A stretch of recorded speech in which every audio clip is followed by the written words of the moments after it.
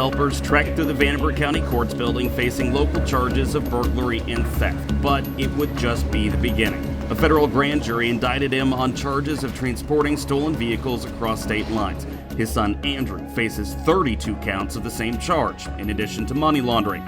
Investigators say the father-son duo operated with impunity for years, stealing and selling high-priced pieces of equipment from construction sites, dealerships, and private properties. Their alleged criminal enterprise spanned 4 states. Records show on December 29, 2014, the FBI raided his home on Owensville Road in northern Vanderburgh County, seizing 48 pieces of equipment. 2 days later, on New Year's Eve, federal agents and Evansville police detectives arrived in Union County, Kentucky, to seize 6 pieces of equipment apparently tied to that theft ring. We do ask that the judge and the magistrates and all the decision makers this morning have the answers to the questions that are presented to them. Since then, the Union County Fiscal Court has discussed potential road projects, how many road closings we had other than 56, and proposed new ordinances. Public hearing relating to small farm wineries. But for 4 months now, they have yet to discuss the proverbial shadow hanging overhead. The boot show coming up quickly. How a county government could purchase this equipment with taxpayer dollars. We would be a pass-through of these funds. And have no idea it had been reported stolen. Judge Executive Jody Jenkins maintains the equipment was bought in good faith. No, it wasn't anything like that.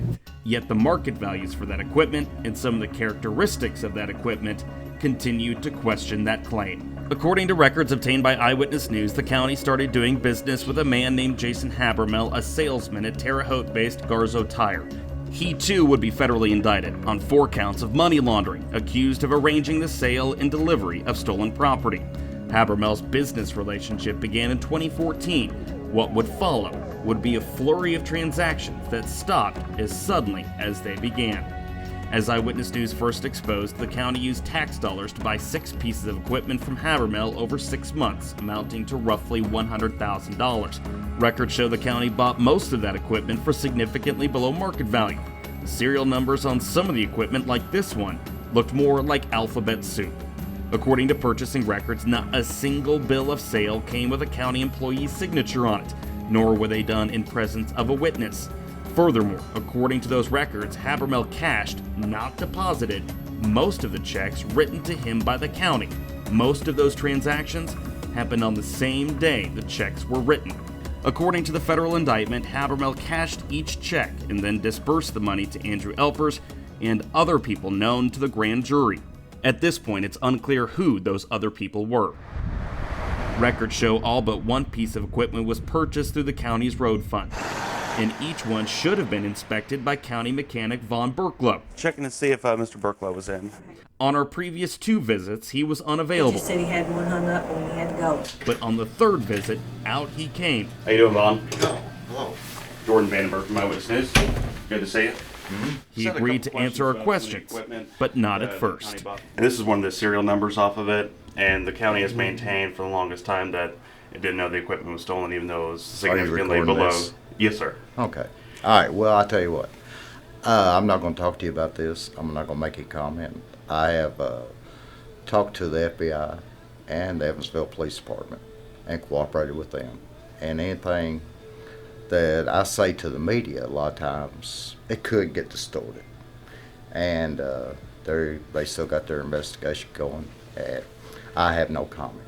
I can assure you that your side of the story will be well represented. Yes, sir. And I just simply want to ask the question, I mean, did you know that this equipment was stolen when it came through your shop? No, sir. You did not? No. So this serial number doesn't raise a red flag to you? No. Not, well, I mean, yes, but that there does look altered. But no, I had no reason to even look at the serial numbers. But if you're ordering parts and attachments and trimmer attachments and things like that, you would need the serial number for it. Correct. Berklow went on to say there was nothing suspicious about the equipment, and all he did was change the oil and service it. I would assume that if you're making sure everything works, oil changes, everything that you have mentioned, that you would make sure that the serial numbers look good and things like that, just to cover your own bases, No, there's not that, because the auditors we'd had vehicles that were bought and then the state auditor comes to confirm the serial numbers. The serial numbers is not a concern of mine until I go to order parts. And on these particular pieces of equipment, we needed no parts. We just needed consumables. Some of the equipment you did buy parts for, or at least records show that you did. Records show the county spent $3,700 for a Caterpillar tooth bucket reimbursement in May 2014. That's a scooping device attached to the front of the machine. 2 months later, receipts show the county spending nearly $9,000 for so-called trimmer attachments. Here we go.